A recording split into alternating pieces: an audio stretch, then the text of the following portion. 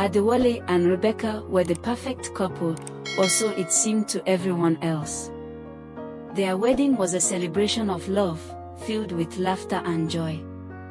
But as they settled into married life, cracks began to show.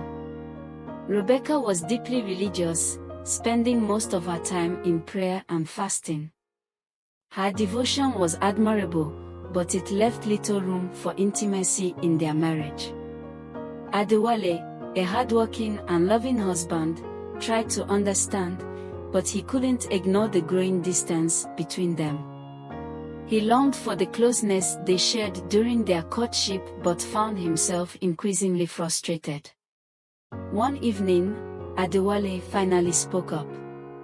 "Rebecca, I love you, but I feel like I'm losing you. You're so focused on your spiritual life that we've forgotten to nurture our marriage." Rebecca looked at him, her eyes filling with tears. "Adewale, I'm doing all this for us. I want God to bless our family." "But Rebecca," Adewale said gently, "God brought us together as husband and wife. Our love is part of His plan too." Rebecca's heart ached at his words. She had been so consumed with doing what she thought was right that she hadn't realized the strain it was putting on their marriage. That night, she knelt in prayer, asking for guidance. Days turned into weeks, and though the tension lingered, their love kept them trying.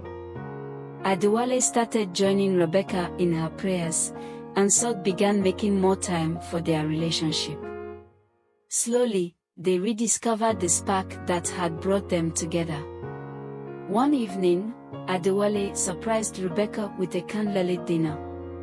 As they sat across from each other, he reached for her hand. "Rebecca, no matter how tough things get, I never stop loving you." Rebecca smiled, her heart swelling with gratitude. "And I never stop trying to be the wife you deserve." Their love grew stronger with time. Rebecca learned to balance her faith with her role as a wife, and Adewale became her greatest supporter, joining her in her spiritual journey.